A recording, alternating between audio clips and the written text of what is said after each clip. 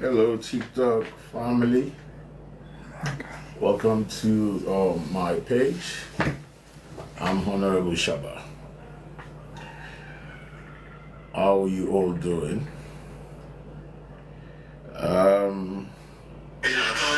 We are going to be interacting, having some real talk about situation in Nigeria. We will be delving into social issues and matters arising. So let's have some real talk. Let's have some real conversation about the situations that we have in Nigeria. And let's see how we can provide solutions. So that's why we're here. Once again, welcome to my page. I'm Honorable Shaba. Let's have some real talk. Let's have some conversation. Can we have some conversation about the Urumi killings? We've had to deal with the jungle justice meted out to 16 citizens who were found, in a truck in a town called Urumi in Edo State. They were said to be traveling from Port Harcourt to Kano, and they were found with some dangerous arms with them when they were discovered. There have been reports, arguments, people coming back and forth to say these people were hunters, that they were hunters who were, I think, based in Port Harcourt or hunting in Port Harcourt, and they were traveling back to Kano, I think, for Eid celebrations. So my question is, is it right for people to have ammunitions on them in Nigeria? And this is not me supporting or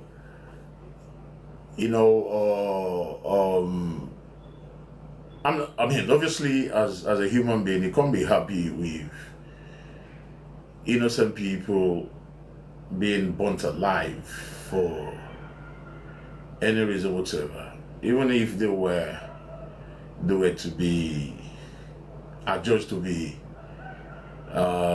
kidnappers or terrorists or whatever. The right thing to be done is to hand them over to the relevant authorities, to do what's needful. But however, my own question is this. I've been pondering over this since the events,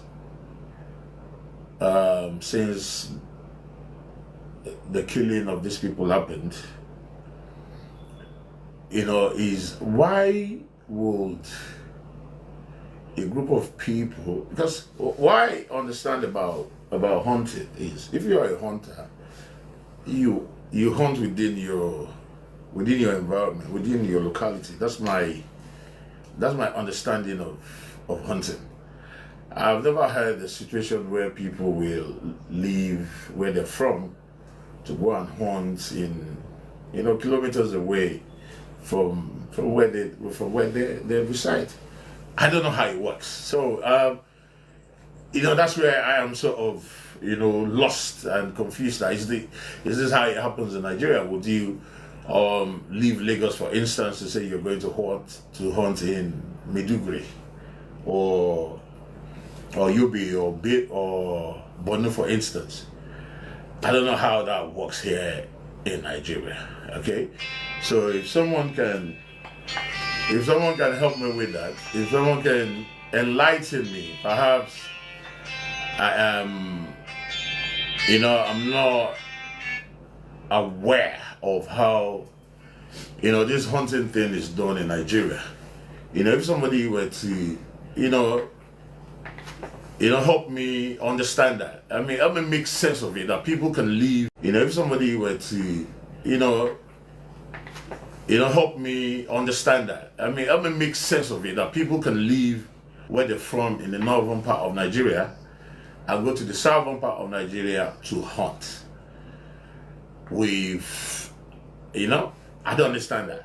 So if there's anybody out there who can make me understand that, then perhaps it will shed more light into, the reason why, these people were found. Perhaps it will shed more light into, the reason why, these people were found. So on. And there've been widespread condemnation of the jungle justice that was meted out to these people. If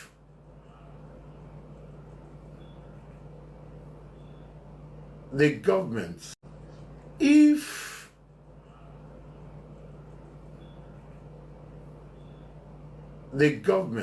and this is just to kill innocent people, maimed people, sometimes rape, burn houses in all of those communities. We've had so many instances in that Uromi and some other towns in Edo State where rampaging herders have had to unleash terror on the inhabitants of those towns and villages, not just in Edo State, in some other part of the eastern part of Nigeria, and all that.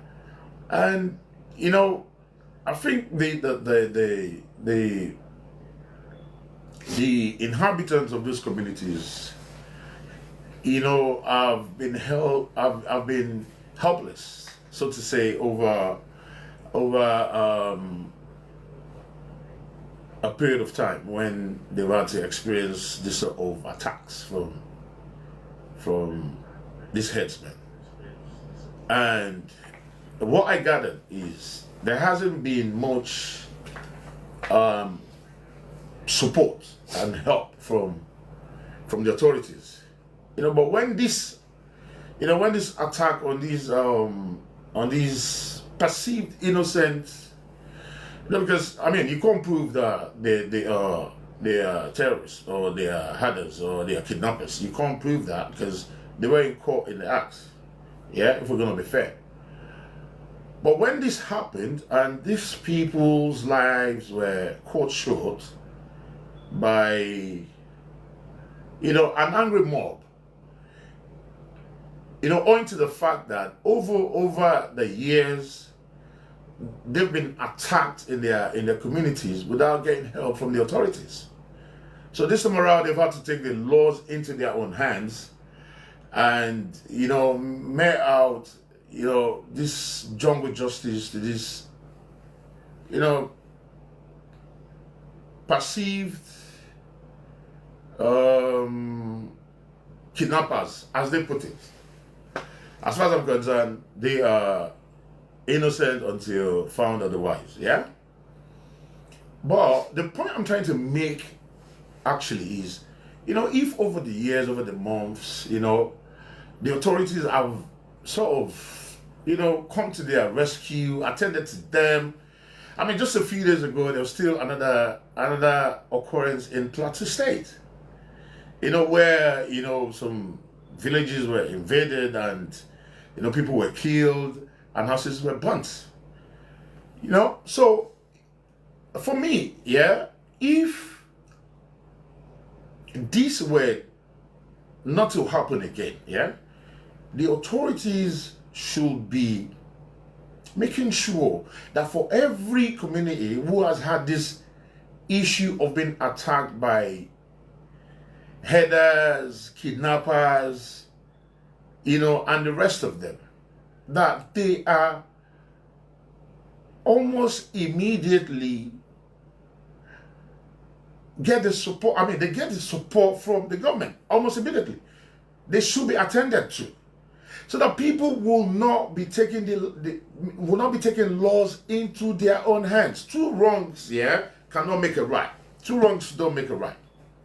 Yeah, but the government has to do something. You can't just, now everybody, you know, is talking, complaining, you know, said, you know, innocent people have been killed. But at the same time, we should not also forget that those other communities have also suffered incessant killings from headsmen, from kidnappers, from, do I call them terrorists, without the authorities doing anything about it or acting quickly enough to protect them, to come to their aid, to come to their support. You know, so for me, I think the authorities should begin, as a matter of, you know, urgency, to make sure that, you know, occurrences like these never, you know, never repeat, you know, themselves again moving forward. That's my own take on this. Is it Orumi, right? Is it Orumi or Iromi? Caleb, what's it called? Is it Urumi? That's Urumi in Edo State, right? Yeah. That's my own take on it. I don't know what you guys think. I don't know what you have to say to these. I want to welcome contributions from the public, from the audience. Let's hear what you have to say. Let me see what your take is on this matter before we go on the next topic. Yeah, so like I was saying, let's continue to have this conversation. I need you to make contributions. Let's have a discussion. Let's have a conversation. What do you think? What's your advice? You know, we want to provide solutions. I said that earlier before. You know, when I was informing you about this life thing, how do we provide solutions so we don't have a reoccurrence of what's it called? What happened in Uromi? So, ladies, gentlemen, members in Uromi. So, ladies, gentlemen, members, we don't want a situation where this would degenerate into further anarchy, civil unrest that makes people, you know, one ethnic part of the country start going after the other ethnic part of the country for things that the authorities, you know, could have, you know, I mean, taking steps to make sure, you know, these things are checked. You know, people, we need to live in peace. We need to live in peace. As far as I'm concerned, yeah, I believe in the unity of this country. Yeah, I'm not one for, you know, secession. You know, that one tribe should be talking about, you know, leaving the entity called Nigeria, you know, the Yoruba nation and the rest of them. I'm not for that. You know, but for us to continue to coexist as one, you know, the authorities have to do so much, you know, so that every section of this country, you know, will have that sense of belonging, that they all belong to this country, you know, and their rights, are protected. That there's no one part of this country that is, more privileged, bigger, and better than the other section, no matter how much of minority the other section is. The authorities need to do something about that, and that's that's the reality of the situation. If the authorities do not do anything about it, we'll continue to have this. And what you get out of it is anarchy. It's anarchy. What you get out of it are occurrences like what happened in Edo State. We don't want a situation where people will just take the laws into their hands recklessly, the way they want. But then you can't also allow the people to be pushed to the wall. Okay? You can't also have a situation where you allow the people to be pushed to the wall. So when these things are happening, the relevant authorities need to move into action quickly. So everybody's life are protected. Everybody's life, property, and the rest of it are protected. People feel safe in their communities, and it's a situation where, people can't even sleep at night. A lot of people are running away from their communities because of, headers attacks. It's not going to help matters. It's not going to help matters at all.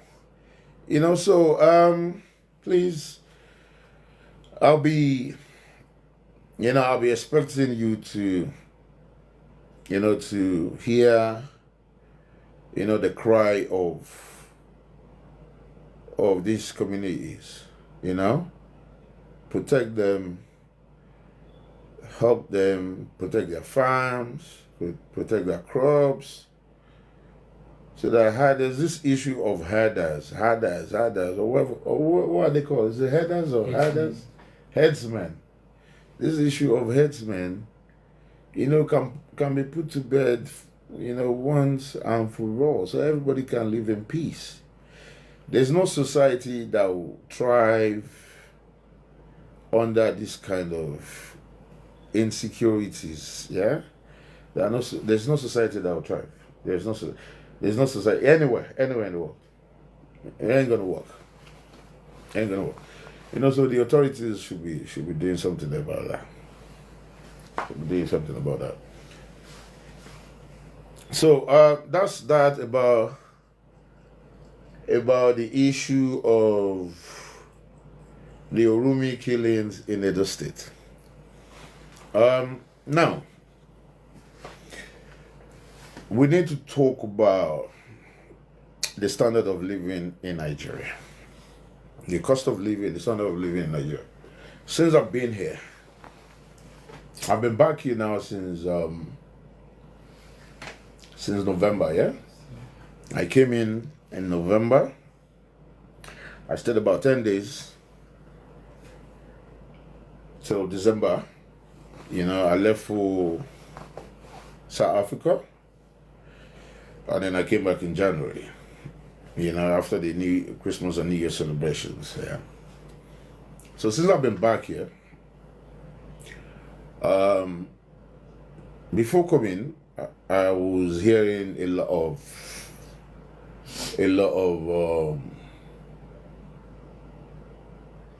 outcries about cost of food, cost of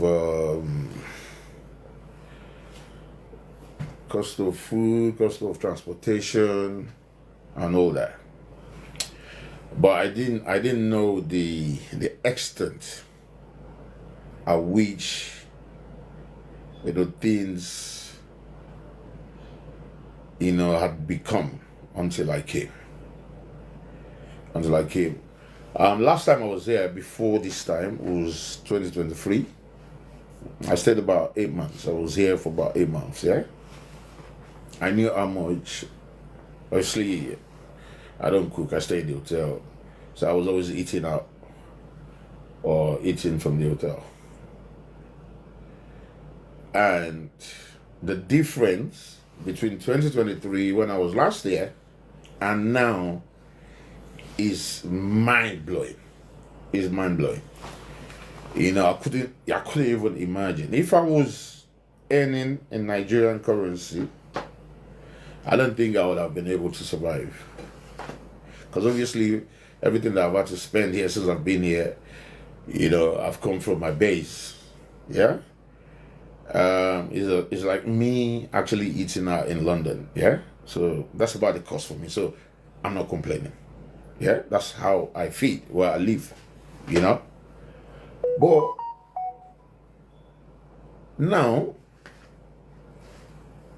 comparing that to how, you know, people back home here in Nigeria, especially the common man, I don't know how they live, to be honest with you. I don't know how they live.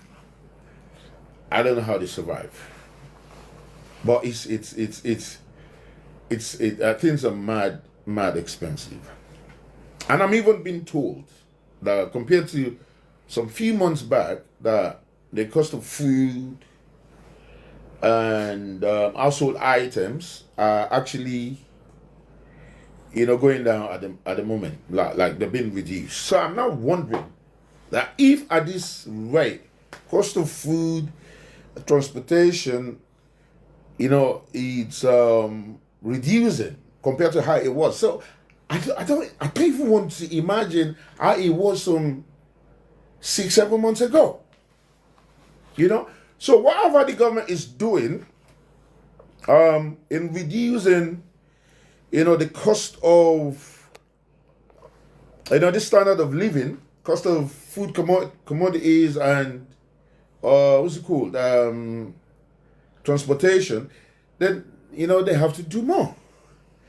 They have to do more. They have to make sure food is subsidized for the common man. You see, when people have food to eat, yeah? When people have food to eat, when people are not hungry, if you have food to eat and you can transport yourself, I think by Nigerian standard, your problem is half solved. Before we even get onto the level of electricity, or what's the other one? Caleb? Transportation. Yeah, we've talked about transportation, we've talked about transport. No, the primary concerns, yeah, are transportation and feeding. Whatever the government is doing, from what I've gathered, to reduce the cost of food, as it were, they should endeavor to do more. Okay, so listen, I'm not out here to point fingers. I'm not out here to, you know, attack anybody. I'm not attacking you. I'm not an activist. Trust me, I'm a businessman. Okay? The reason why I've come to Nigeria is for business. I'm not an activist. I don't do that activism business. I just want to, you know, make my own contributions, yeah? Say it the way it is. Okay? So that the authorities, you know, would, you know, do more. Do more. Because at the end of the day, you know, somebody has been elected, is president, is, you know, by May 29, it's going to be 2 years since there's nothing anybody can do about it. Yeah, people have gone to court, you know, decisions have been taken. The man is president for the next 2 years and, you know, 2 years and a month. So for me, and I'm a realist. I don't fool myself. Do you get me? For me, what we should be talking about is how to prefer solutions to, you know, the problems, you know, that the country has been faced with. You know, let's continue to talk. You know, speak to the conscience of those in power. Speak to their conscience. This is not about, oh, we no go better for this one. We'll kill this person. Oh no, their father, their children. No, it's not about that. It's about how do we, you know, ameliorate the suffering of the common man. How How do we, let's just be humane. Yeah, let the people in power be humane. Let them just fear God. Fear God and look at the sufferings of the masses. That's all I am about. That's all I'm about. Even if you're that, you're that cruel, you're that, just at least sit down sometimes and just think, like, come, listen, people are suffering, okay? There's hardship, and just sleep and wake, and every day of your life, just think of how you want to help in solving these problems, okay? In solving the problem. You see, one thing I know of Nigeria is every successive government, people have had to complain. Since we came back to this democratic return to democratic rule, yeah, so to say, since 1999, yeah, Nigerians have had to complain about successive governments. So Obasanjo came, then there was Yar'Adua, who was short-lived. Yar'Adua came, people complained. Jonathan, people complained, oh, Jonathan is coming to that. Buhari, that one was. Do you understand what I'm saying? People complain that Buhari set Nigeria back 100 years. That even the sufferings today, yeah, the sufferings today were as a result of Buhari's cluelessness and doings. As far as I'm concerned, the man was clueless. Yeah, he didn't know what to do. He was never in charge. He was never in charge. So, and there's been another government, and from the look of things, people are even now talking about that Buhari's government that was clueless, that set Nigeria back 100 years, has even been better. So I don't know how that is. And I can assure you, if this administration leaves, we're still going to say the same thing about the next administration coming. If we don't begin to have the right set of people in power, okay, the right sorts of people.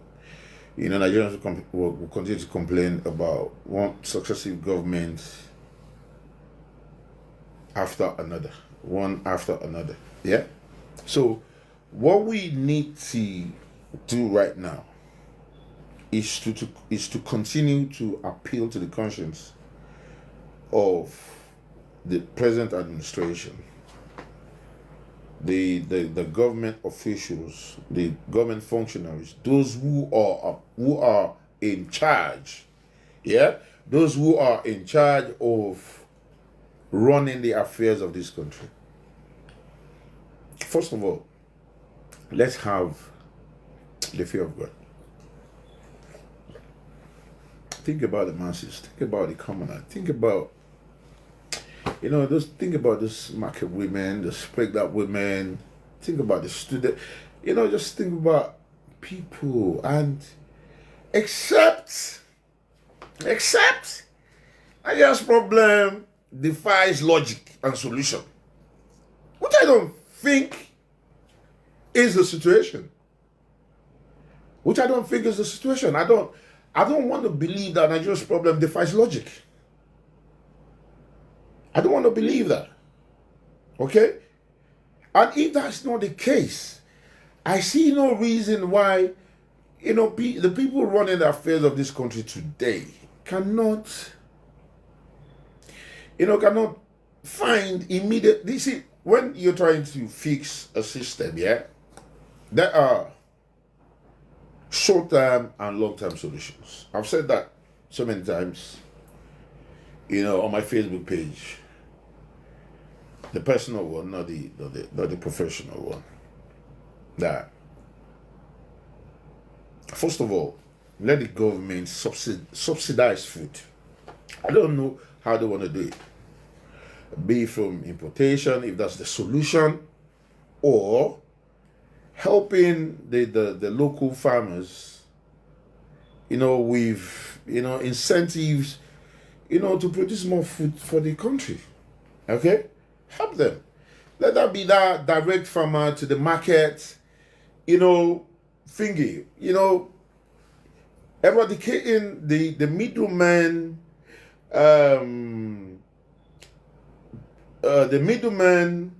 challenges, so that the cost of food becomes cheaper. You see, when you remove the middleman challenges, if you're having, supply, the food chain supply from the farmers direct to the market, you've cut off the middleman challenge. So that helps in bringing down the price of food.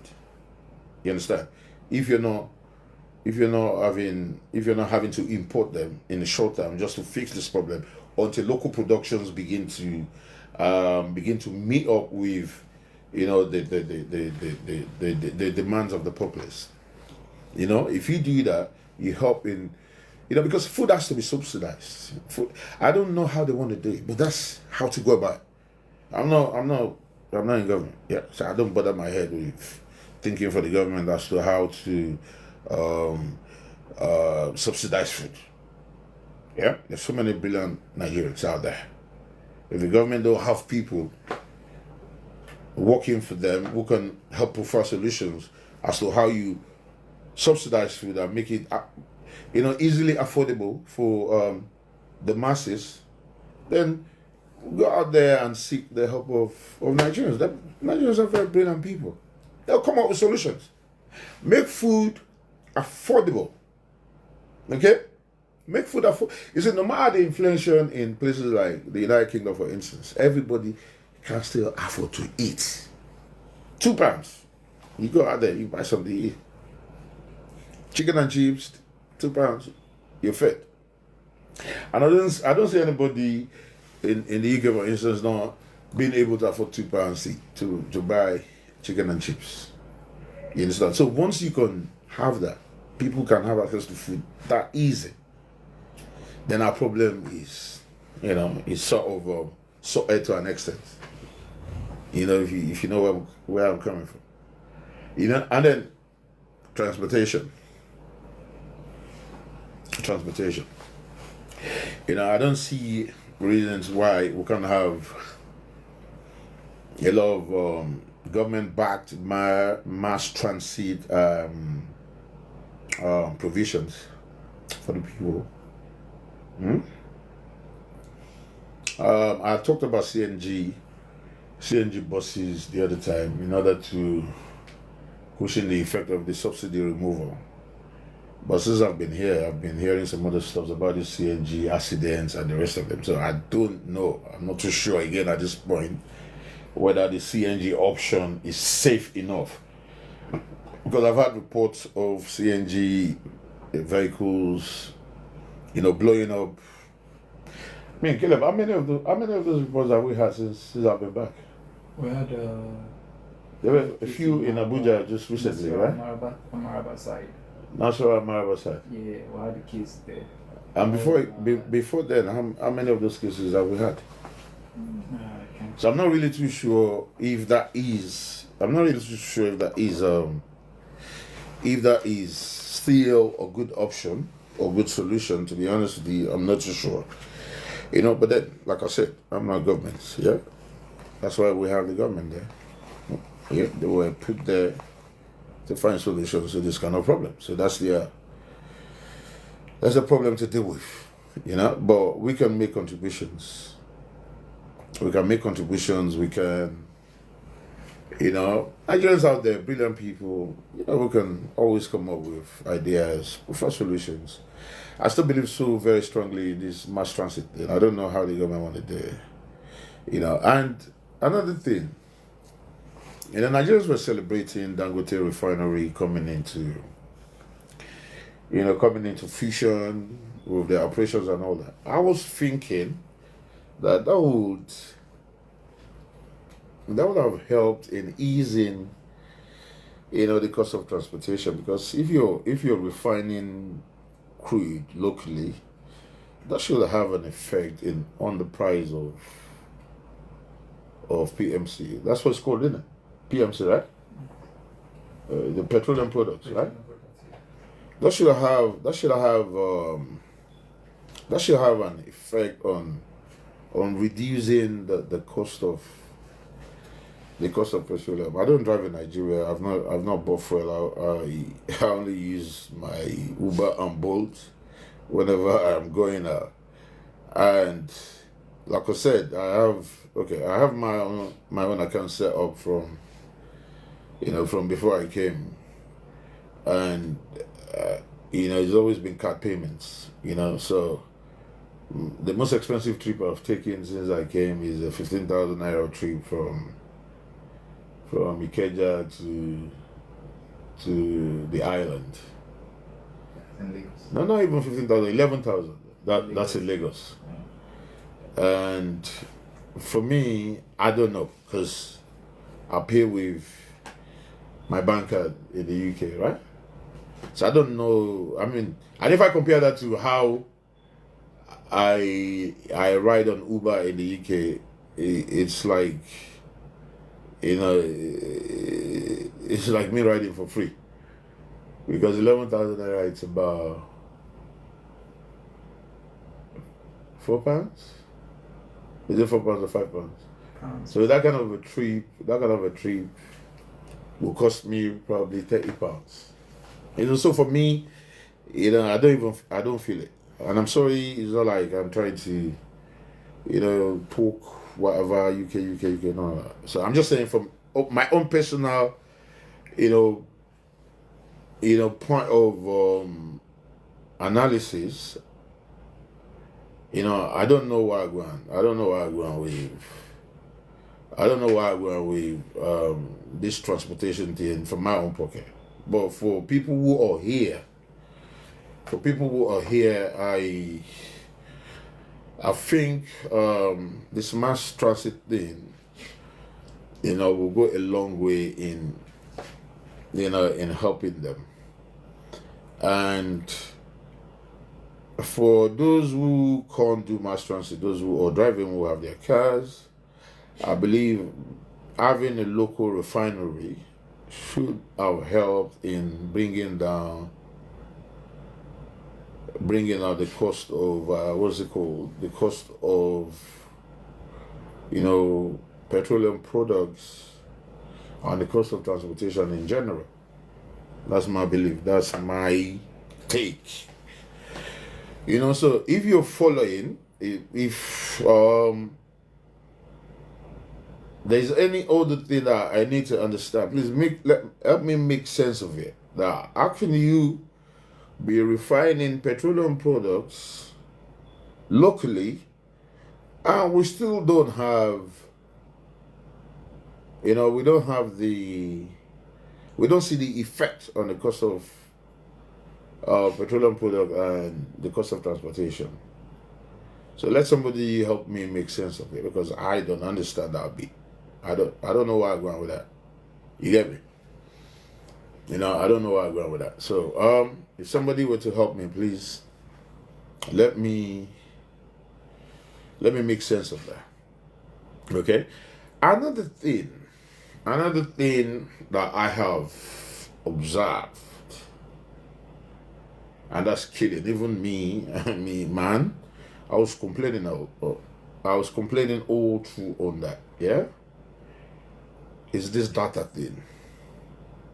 And just recently, I was made to understand that these telecommunication companies have had to increase their tariffs again. Okay, now, and that's even worse off. Every other thing I've spoken about, making comparisons between the UK and Nigeria. But for data usage is even more expensive than what we use in the UK. Okay, I pay £25 monthly for my data usage, yeah? £25. And that lasts me a whole month. And there's nothing I don't stream. I watch videos a lot. I do videos a lot. I do status updates, snap updates, everything. I do that a lot. And £25 lasts me a whole month. Yeah? A whole month. What do they even call it in Nigeria? That monthly thing. 1 month subscription. Yeah? But it doesn't take you up to a month. And I do since I've been here. Okay, now apart from the Wi-Fi, the one you know, the MTN one. Yeah. The MTN one, the one that you know that you use indoors, yeah? That's the one that has lasted me quite long, which was I think it was about 50,000 naira. 50,000 naira, and it lasted me up until last month, since January. But you see the one that you put on your phone, you know, sometimes I'll buy 25,000 on my phone, data, 25,000. How many gigs does that even give you on your phone? For Airtel, for instance, 25,000. Let me see. 1 month subscription. But to cut the story short, 25,000 finishes in 4 days. 4 days. I don't see any other country in the world that happens. It's mad. It's mad. The government needs to do something about it. That's too much. That's, as far as I'm concerned, that's total exploitation of the masses. How can someone buy 25,000? Even for me, it's too expensive because I don't spend that on data. 25,000 can give you like I don't. 100 gig plus. So, and that finishes in 4 days. So over 30 days, you that's mad. That's really mad. 25 grand. That'll be 25 grand times 30 times. Maybe 20 times in a month, or thereabout. Wow. So that's about 500,000 naira to use a data if you're paying 25,000 for 4 days. And how many 4 days do we have in a month? 1, 2, 3, 4 times how many? There are 4 weeks in a month, so each. So that'd be like, let's say roughly 4 days times 10. That's 40. No. I think you would do that like 10 times or 8 times. Yes. 8 times. Yeah, 25,000 naira times 8 times. Yeah, that's like 32, 31. So that's about 200k, right? Yeah. Or thereabout. Yes. That's a lot. I don't use £100 data. That's actually. It's too much. It's too much. Funny enough, Even if I were to be using that where I stay, I won't survive. That's too much. Nigerians are surviving. That's too much. So the government needs to do something about that. Trust me. You see, that data usage is too much. Too much. It's not sustainable. I believe the telecommunication companies are exploiting the masses. And in this age and time, there's hardly anything you can do without data. If you don't have that, it's like you're shut out from the world. It's like you've been completely blacklisted from the world. People learn every day from having internet access. They learn every day. And most of the things that we do these days requires internet access. And if these things are unaffordable, it becomes a problem because there's so much materials out there on the internet that helps everybody, in one thing or the other. Maybe you go in your business, maybe for researches, for your courseworks, for articles, to use your chat GPT, for resources. You need to be on the internet. And if it's unaffordable, it's a problem. It's a big challenge. Yeah.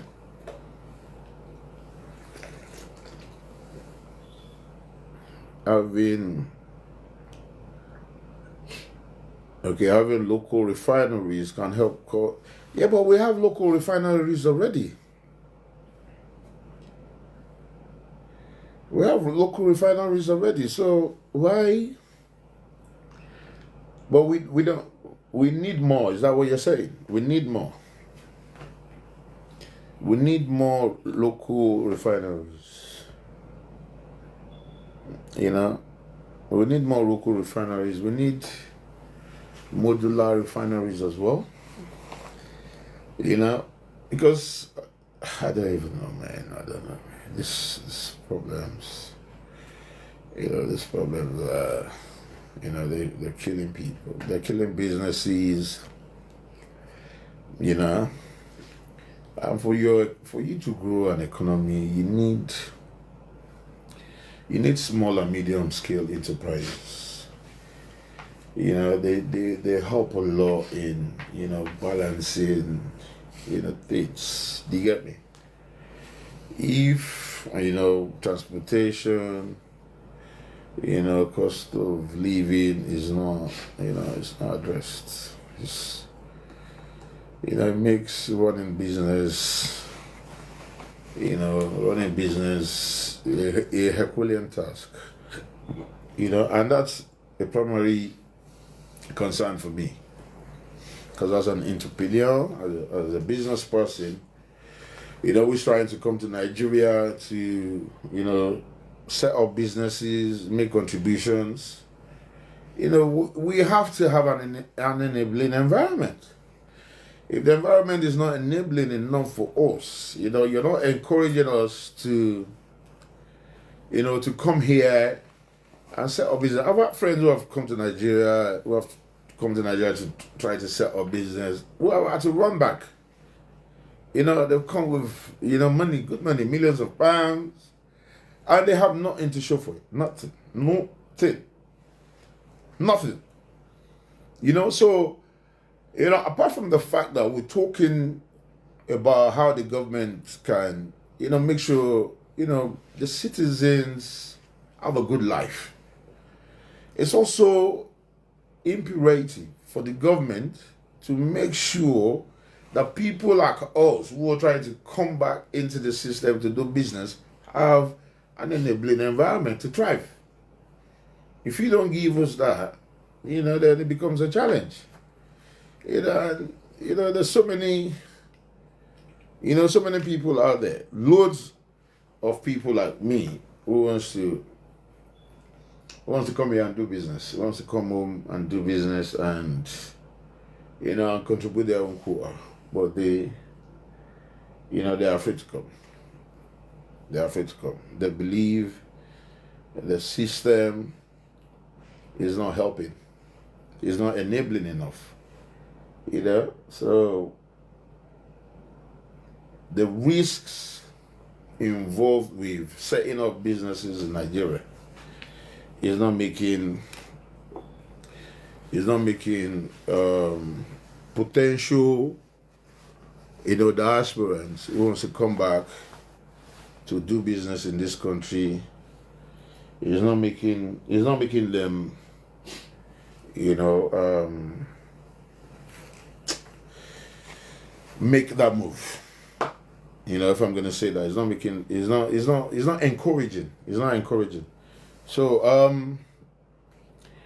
you know, it does a lot for the country, for the system, if all of these things that we're pointing out, you know, are put in place. You know, it does a lot. It does a lot. It does a lot for the system, for the citizens, for the populace, and all that. You get me? You know, so.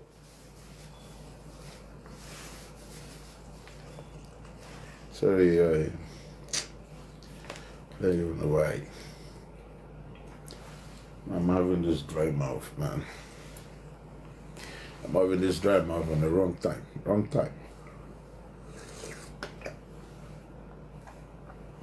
You know, so that's that. We've spoken about Urumi. Is it Urumi, right? Urumi. We've spoken about Urumi. We've spoken about cost of living. We've spoken about food. We've spoken about transportation. Right?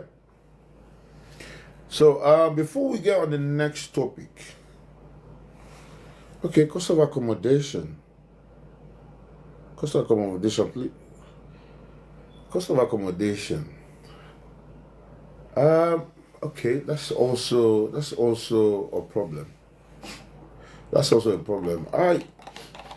Caleb, how much is just a self-contained room in outskirts, for instance, in Abuja? How much is that? From 350 upward. Are you kidding me? Yes, sir. Per month or per year? A year. Oh, wow. 350,000. Oh, wow. And do you have those readily available? Sir? Do you have those readily available? You want to come here, come and contribute. Caleb, come here. You're a Gen Z.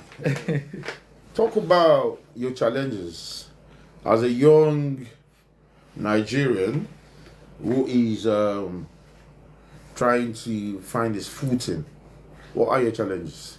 How do you manage transportation? How do you manage feeding? How do you manage housing? It's basically frustrating most of the time when you think about spending minimum of 4 to 5, 6 years in the university studying a particular course, you understand, and then you graduate. Basically dedicating that 4 to 5 years, waking up every morning, going through a routine, basically to get a validation that says you are a graduate, and then you go out there now for job hunting, and then you submit your credential, stating that this person has consistently for 4 to 5, 6 years attended this particular course for this period of time and has been consistent for 4 to 5 years, which makes this person qualified to work in this particular sector.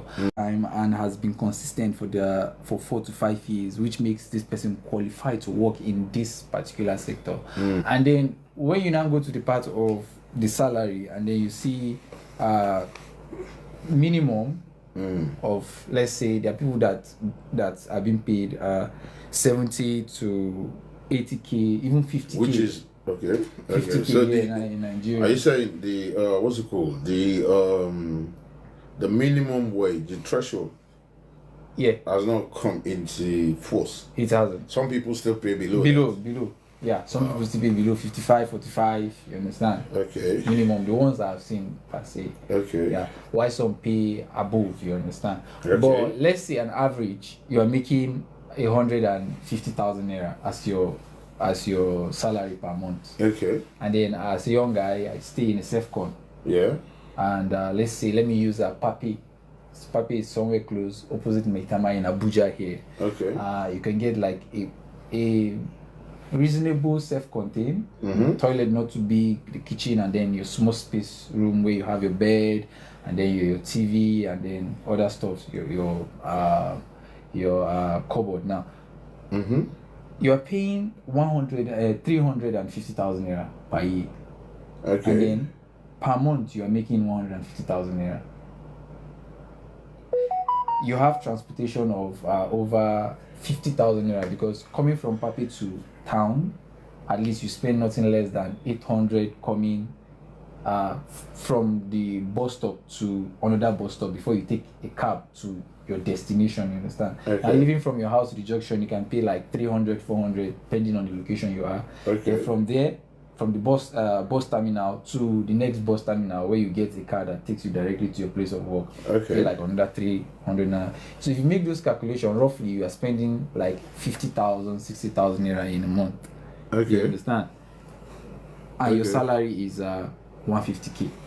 Okay. You have feeding, medical bills. You have loved ones who call in and then ask for assistance here and there, you understand, and then you still have to save because emergencies can arise. You understand? So now considering the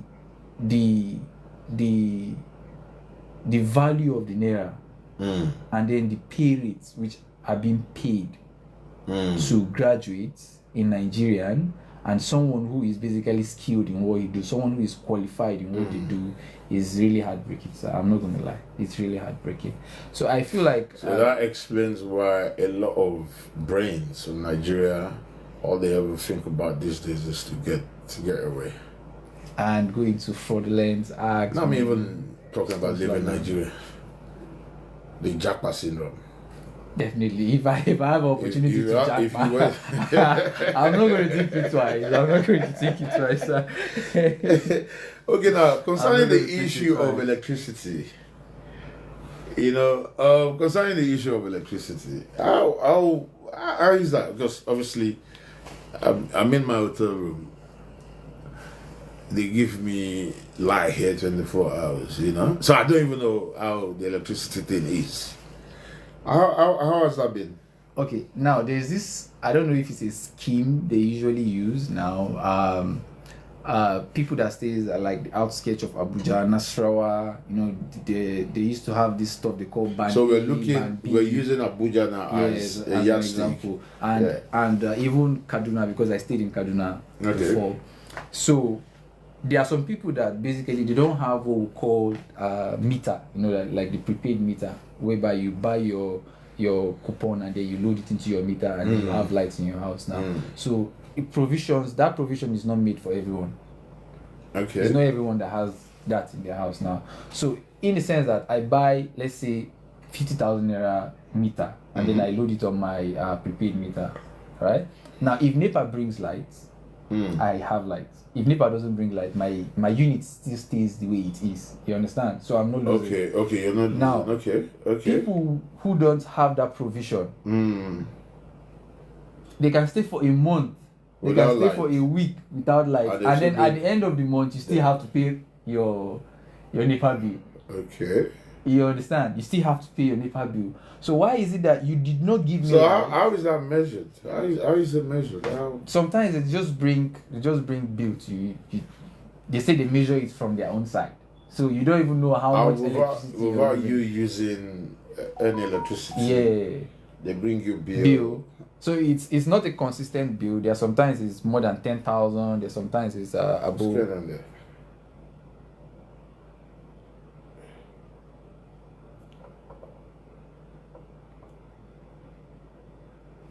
Okay.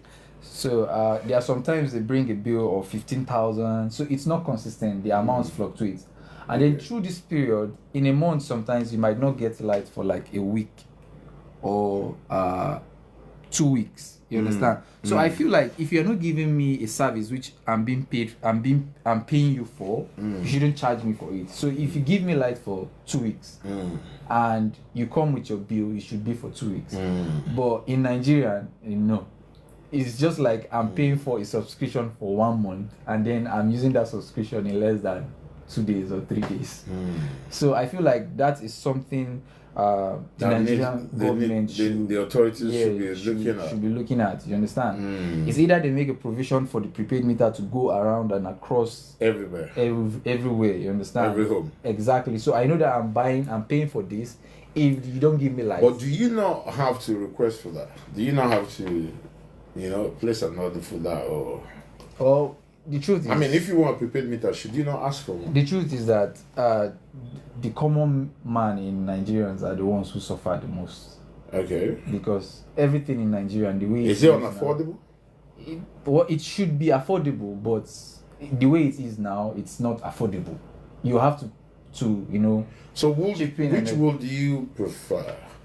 A prepaid meter where you know what you've used and paid for, or this band thing that you're talking about, band A, band B. They have Do you also use that band with the prepaid meter, or yeah, they use their like the band A. The way they do it is as if the band A are the people that gets more lights. You understand? And they have And they have use the prepaid meter. Yeah, Okay. like Okay.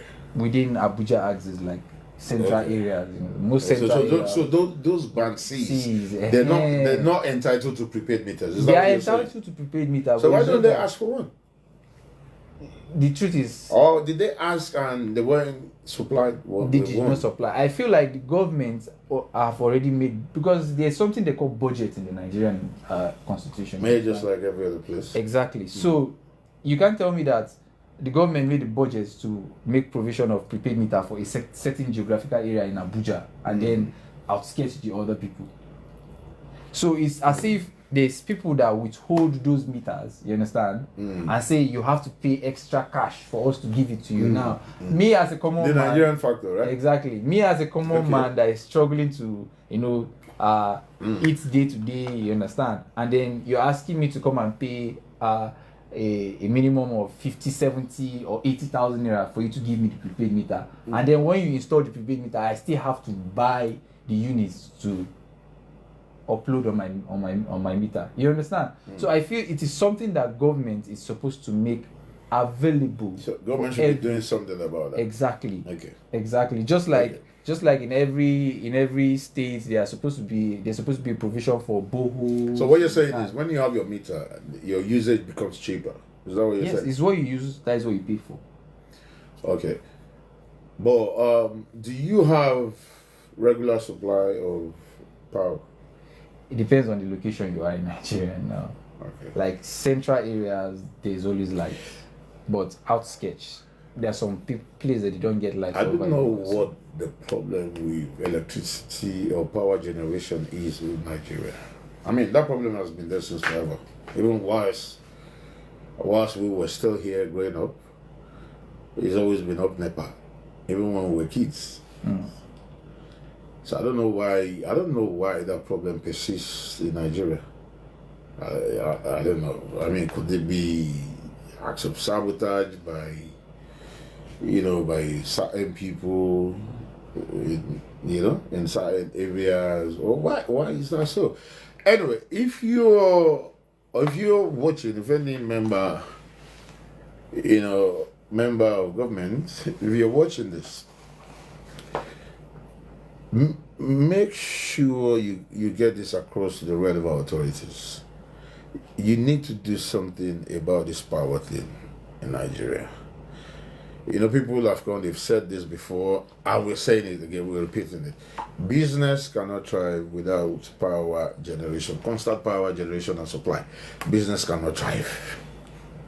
For you to grow an economy, you need a constant power generation and supply. Then you can't grow an economy without that. You can go from here to Paris, go to the UK, attract the foreign investors. Without power generation, you can't grow your economy, especially the SMEs. The small and medium scale enterprises.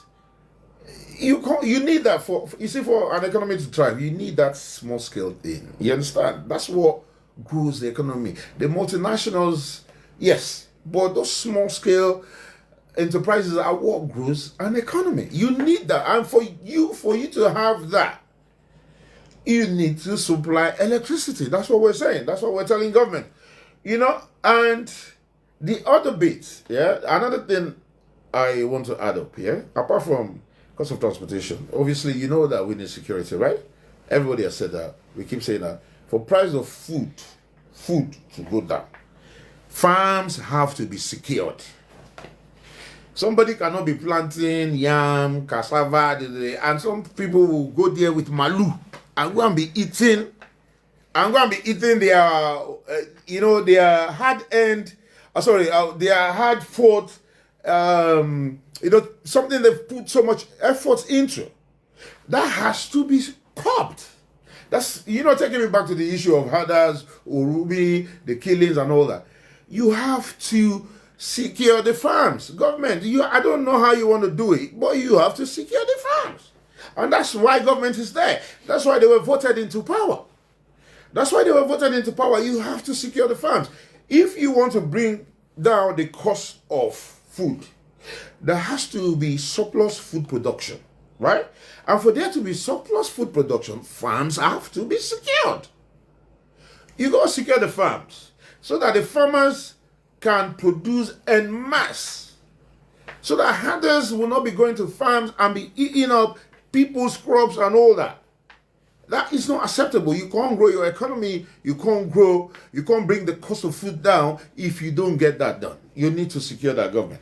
If you're listening, if you're watching, if there's someone from government watching, this is what you should be doing. Okay? Like I said, we're not here to criticize. We're not criticizing. Whether we like it or not, there's a government in place. It's not going to be, nobody is going to touch the man until 2027. And like you and I know, the chances that the present president will not be re-elected in 2027 is very slim. This is Nigeria. You understand? The man will use his 8 years, whether you like it or not. So what we are saying is we need to look for ways to make them work and do what they've been elected or selected or however they got in there to do. You understand what I'm saying? That is what we're talking about. Okay? Let them fix the system. See, listen, people, you know what, yeah? People do stuff, yeah? Trust me, people can do stuff, but make provision for the basics. Listen, we've been to countries who are very, very corrupt, mad corrupt, more corrupt than Nigeria. But you know what they did? They made provision for the basics. To get good roads, transportation, food. You understand? Food. I know they made provision for that. And they're very corrupt countries. Very, very corrupt. But they made provision for the basic infrastructure and amenities. That's what I'm talking about. I don't care if you but provide those basic infrastructure and amenities. Nobody who is going to care whether you're even stealing whatever. Nobody will care. You have access to good roads, to electricity, to affordable, cost of living. Nobody cares what you're stealing. Nobody. Okay? Nobody. Fix those things. Just fix them. And listen, me, I'm a very blunt person. I'm saying it the way it is. I'm a realist. I don't beat about the bush. Yeah? I don't beat about the bush. I know what I want. Do you get me? I know what I want. Every part of the system. Do you get? But fix what you need. Provide the basic infrastructures. Provide the basic infrastructure. Look at South Africa. If you go to that place, you'll be ashamed. This is South Africa. Look at what they have here. Infrastructure. Do you think the citizens, they're not suffering? You think they have money? No. They are also, the citizens there, they're also lacking. But they have basic infrastructure. Trust me, they have basic infrastructures. Okay? Just there in South Africa. There's so many other African countries that are relatively poorer than Nigeria in terms of, their revenue generation and the rest of it. The GDPs and all that. But they have, those basic amenities, you can imagine a Nigeria with very good road, power supply, cost of living, moderately okay. You can just imagine that kind of Nigeria. Jesus Christ. Lord of mercy. Man, the space will not even be enough to contain a lot of diasporans running back home. Because that's all that's needed. That's all that's needed. That's all that's needed. That gives us an enabling environment. Okay? It gives us an enabling environment to come and invest, do business, and I move my products from point A to point B seamlessly. Seamlessly, without hindrances. Do you understand what I'm saying? If you make provisions for that, what we seeing now doing abroad? What we seeing now doing abroad? Nothing. The weather is good. You having summer 365 days of the year. Do you know what that means? Summer, hot weather, 365 days of the year. You think anybody will sit back in London inside the cold and be... No way. Everybody will be back home, contributing their own quotas, to making sure that, all those things that needs to be done are done and you live happily. That's all that matters. They're simple things. It does not take forever. It doesn't take forever. It does not take forever. So then another thing, I wanted, there's something else I wanted to chip in. I know it's been talked about before. Okay, another way that in individual, and this is on individual basis, depending on where you're living, if you live in a compound that you can grow your own crops, please do grow enough. If you have just a family land, just around where you live that you can grow your own crops, please do. Okay, when you grow enough for yourself to consume, you can sell the rest. Okay, now I'm advising that people have themselves now. Okay, whilst you're waiting for government to intervene and do what they're supposed to do, what they've been elected or selected or whatever to do, we can also help ourselves, grow crops, what you want to eat, I remember, if I still go to my mom's place tomorrow, she still has what's that F4 called? F4... For you. That's prepared one. Okay. Gure, planted by, our flower pots, My mom, 80 years old woman, she has her plants that she, that she eat, plants and eats by herself. She's been doing that for years, even before, things became this way, So if you have that opportunity, maybe in your compound, we can, even if you don't have it, you can, I've seen videos of people with pots, flower pots. Nigerians are very creative. People have created things, pots, those containers, they put sands there, put, fertilizers there, manure, or what's it called, and they plant stuff for themselves. Even if you live in a rented place, you can still do that. So that, I'm just chipping in, I'm just chipping that in so that you can, we can begin to help ourselves as well, at least, in getting, food readily available on our tables, whilst we're waiting for government to do what they need to do. So, for you government, once you're doing your long-term policies and, trying to prefer solutions to all these challenges, that are issues that need immediate intervention. There are always short-term and long-term policies to, pushing the effect of so many things, within, the society. But the short-term ones are of immediate requirement. You get me? Immediate requirement.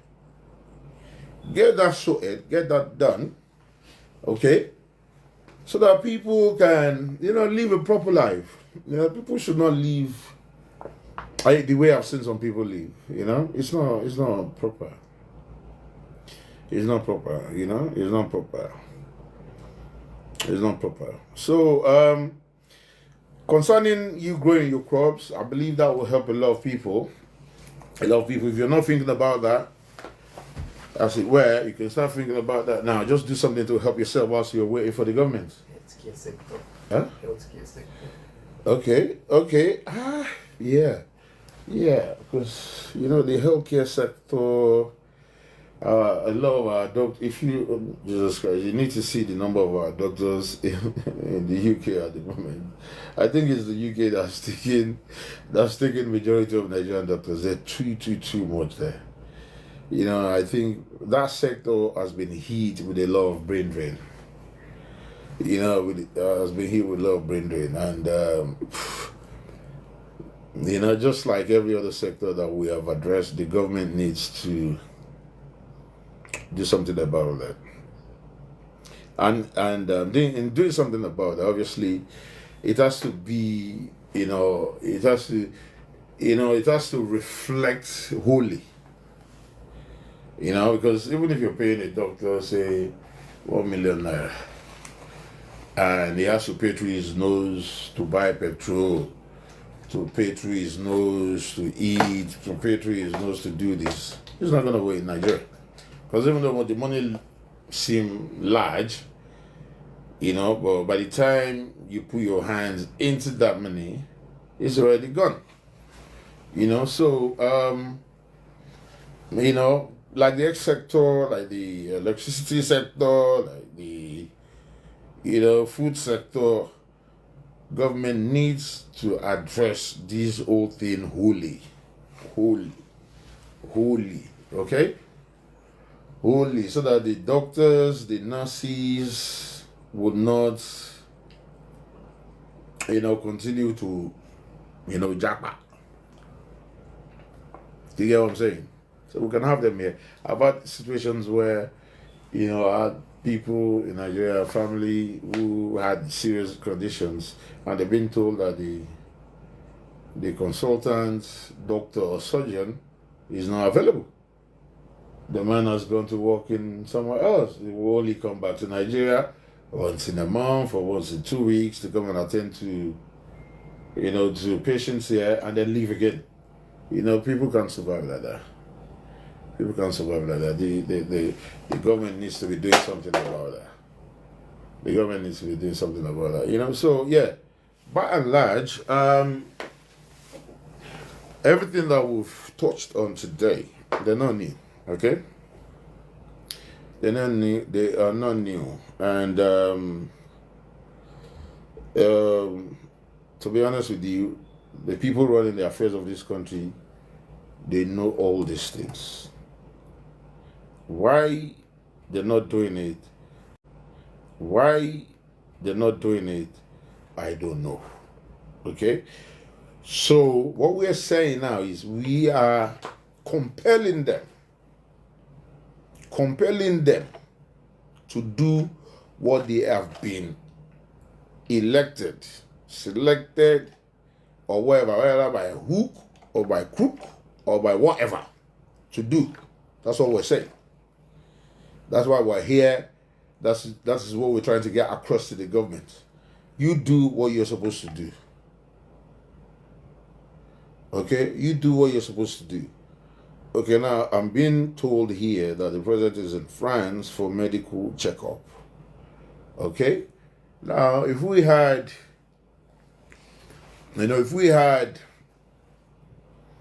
good health facilities in this country, the president will not be in France for medical checkup. Okay? The president will not be in France for medical checkup.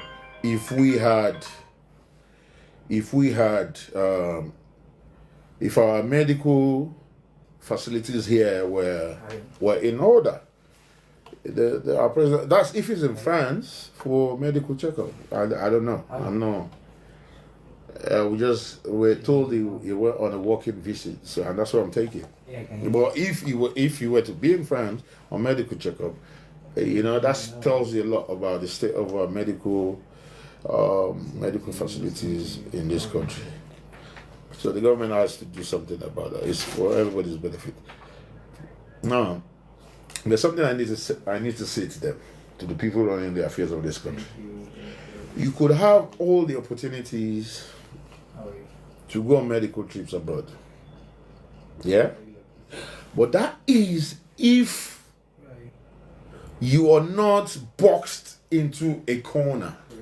Say, for instance, you know, if you were to find yourself in a ghastly, you know, motor accident, for instance, that needs immediate attention. Immediate attention. You have a window of, say, about, you know, 30 minutes to an hour to survive.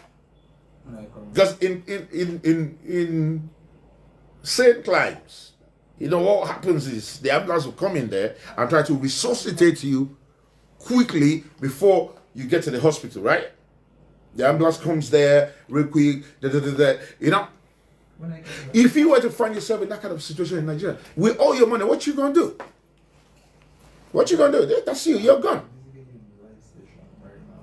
So this is what we want. See, the government needs to realize this.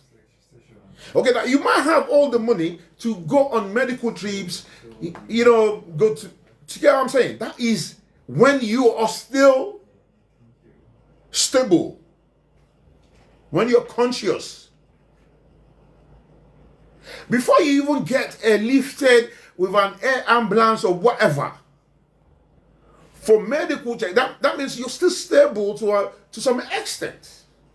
Because air ambulance or air whatever, taking you out of Nigeria, say, to go to England or whatever, it's still going to take you about 6 hours. And what if you don't have that time? You don't have 6 hours to survive. What happens? So, you know, putting all these things in place is to the benefit of everybody, even the so-called rich, multimillionaire, billionaire, blah, blah, blah. Because God forbid you find yourself in a situation that requires immediate attention. Your money ain't going to save you.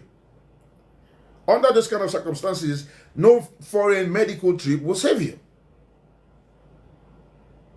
Okay? So that's what we're saying. If you put all these things in place, it is to the benefit of, you know, the common man. Do you understand what I'm saying? To the benefit of the rich. To the benefit of the middle class. To the benefit of the super rich. You get? I mean, accidents happen. Are you saying because you're rich or you're super rich, you can't be involved in accident on all these our routes? It can happen to anyone. It can happen to anyone. You know? It can happen to anyone. It can happen to anyone. So if the people running the affairs of this country, if they know what is good for every one of them, you gotta have these things fixed. Maybe we've not had this kind of candid conversation. You know, but I'm gonna hit it hard. You know, and say the way it is. You know, and that's the reality. It can happen to anybody. So fix the system. Fix the system. I'll give you a few countries. You go Bulgaria, most of those Eastern European countries. They don't have money. They're not as rich as Nigeria. I'm telling you. They're not as rich as Nigeria. But blood, they've got every basic infrastructure, amenity, health. They have it in place.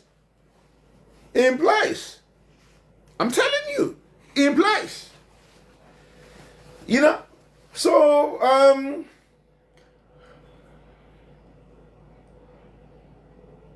Yoruba will say, Aboro ló sọ fún ọmọlúwàbí tó bá dénú ẹ̀, ó máa do díndín.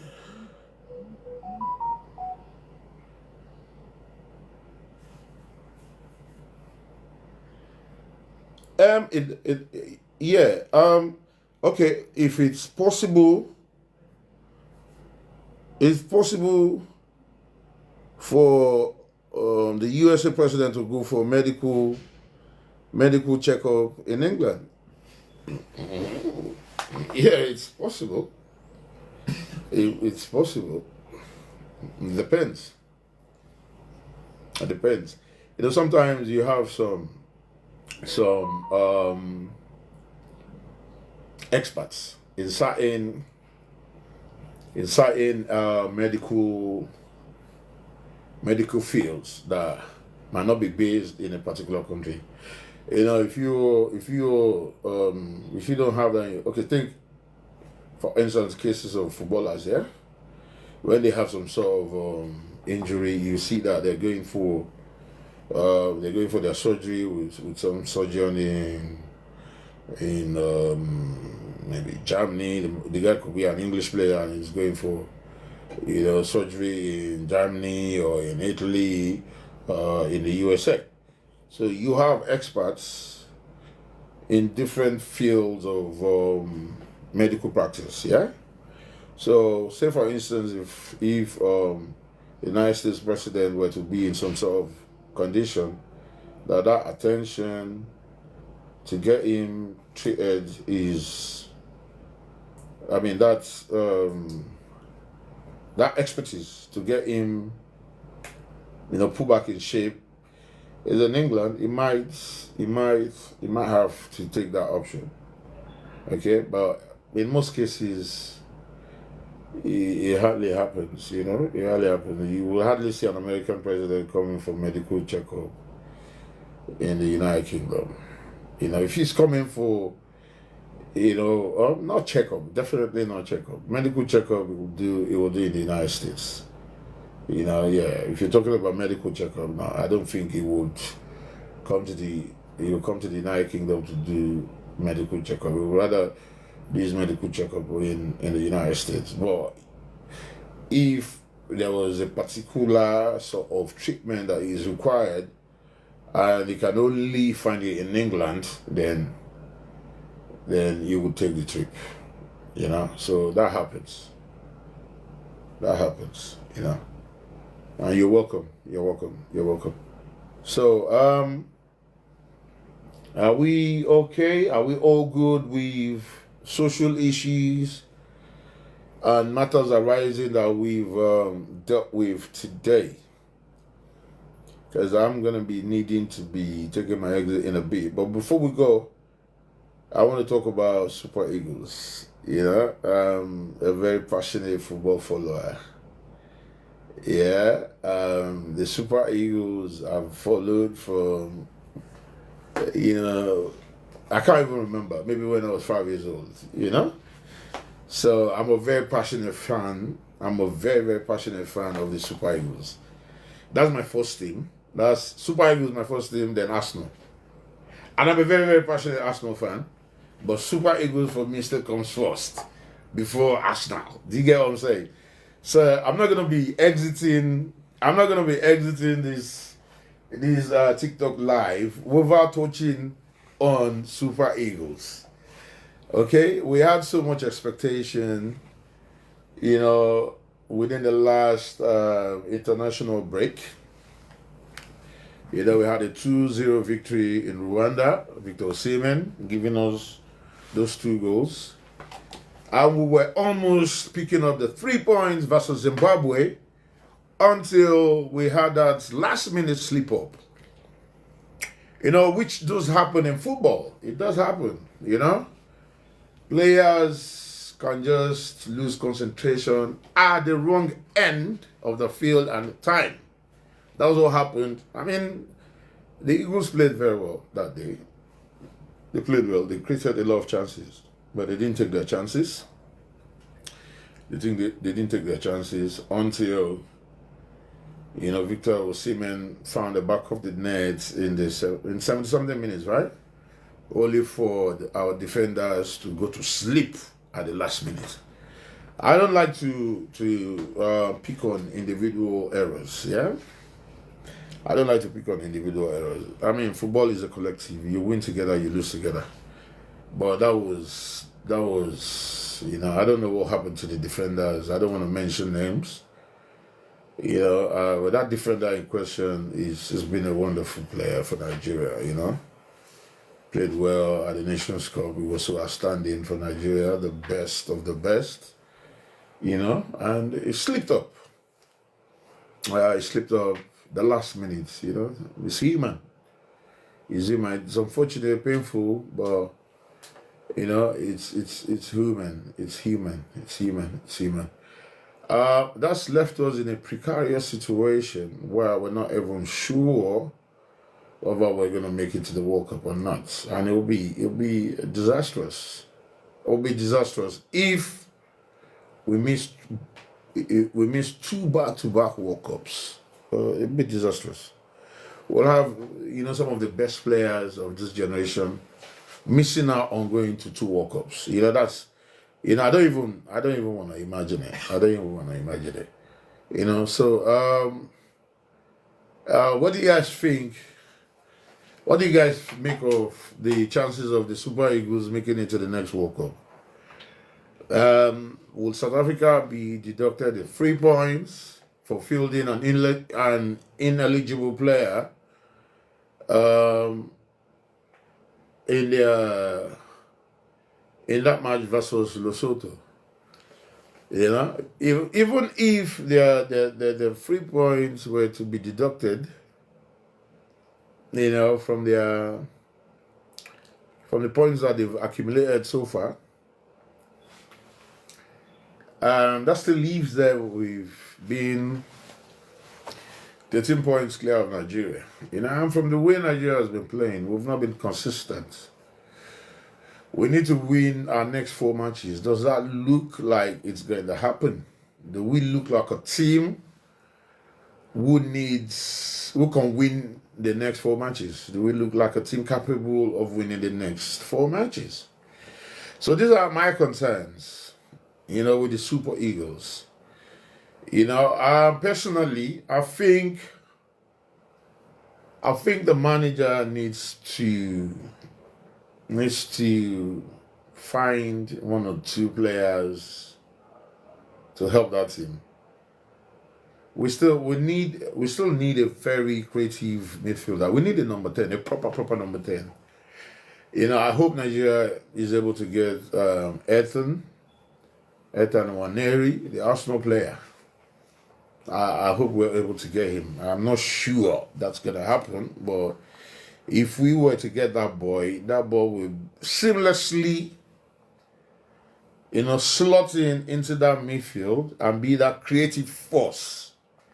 That link between the midfield and the final third, which is what the Super Eagles have been lacking. To be honest with you, we have not been able, since the departure of proper number 10s, to open teams up.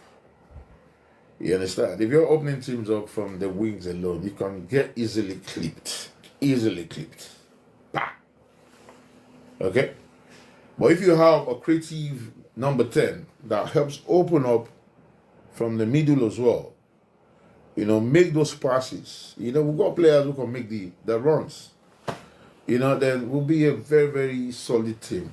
So I think, personally, there's no point looking for what's not lost. We just need to find a proper creative midfielder. We need to find a proper number 10, a proper number 10. So we need that boy. We need that Arsenal boy. If not, then we need to look inwards. Look for a number 10 within the local league. There has to be some player in that local league who is a number 10. Come on now.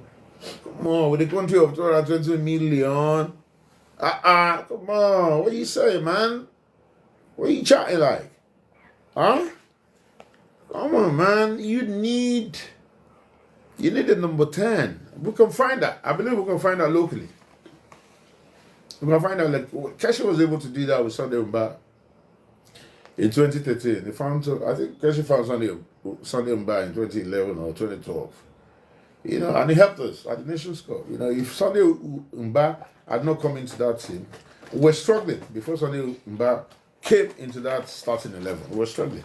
So if we can find somebody like that, and Sunday Mba was home based. Sunday Mba was home based.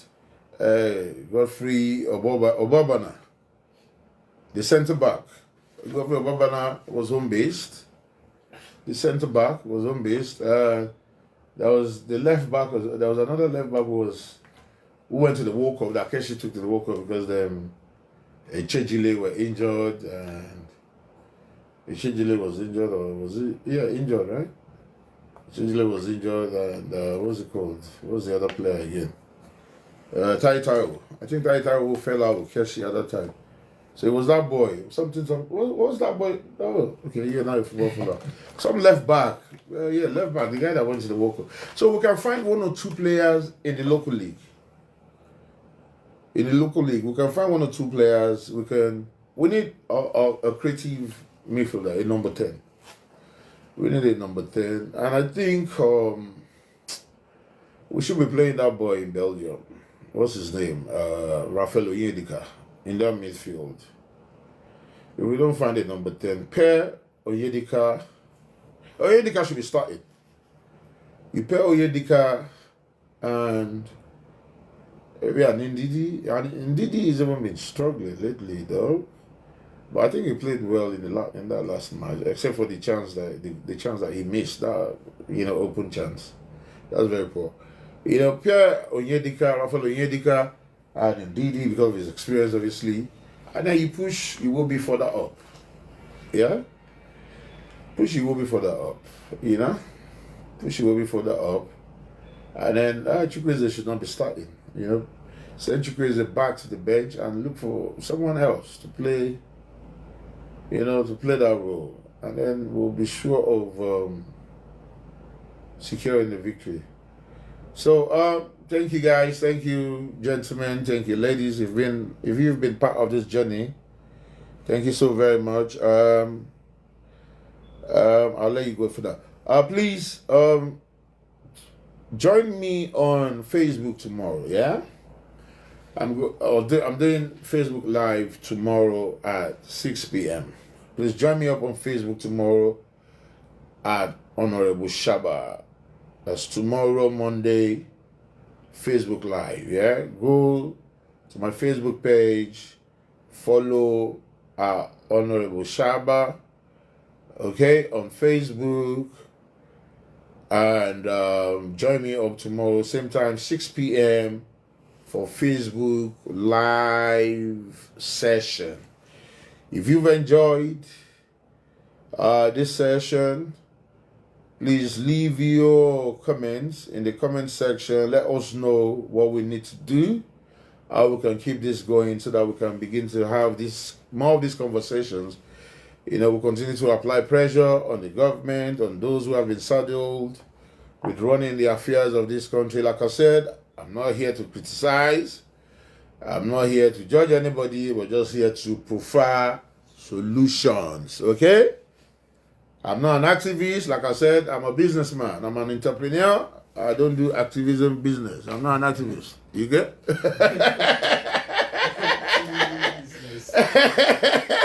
I'm not an activist, so, I can just come here, engage with members of public. Let's make contributions. Let's contribute our own quota and make sure these messages get across to the government, okay? At least whilst we're here, we can do our own little bits, do our little bit, contribute our own little quota, take the pressure to the government. That's why they're there. They're there because of us. You get what I'm saying? The government is there because of us, okay? So we need to be taking the pressure to them, we need to be, pushing hard, so they will hear us, okay? They will hear us.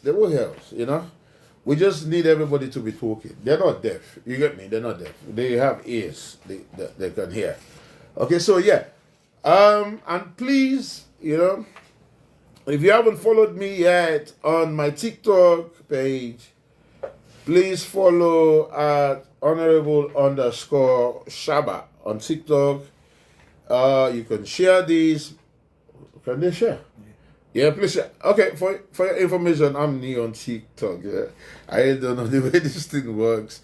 I just need a platform, to pass messages across to, the public, to governments, to people in charge. And next time I come here, we're gonna be talking business, yeah, entrepreneurial tips, yeah. I have a lot to borrow you from from my little experience when it comes to entrepreneurship, setting up businesses and running businesses. Yeah. So when next I'm coming here, I'll be talking about business entrepreneurial skills. Okay. So make sure to watch this space. Yeah. Make sure to watch this space. I'll keep you informed. I'll let you know when next we're coming, and then we'll be taking these, having these real talk conversations.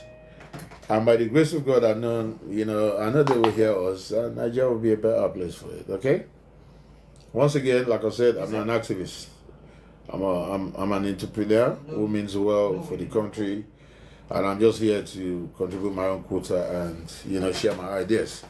So thank you, everyone. Please follow at Honorable_Shaba on Facebook, Honorable Shaba on Instagram, Honorable_Shaba. Okay, please follow those free social media handles, and then let's build this community together. Let's grow this community. Let's build this community. Let's take it to where we're supposed to be.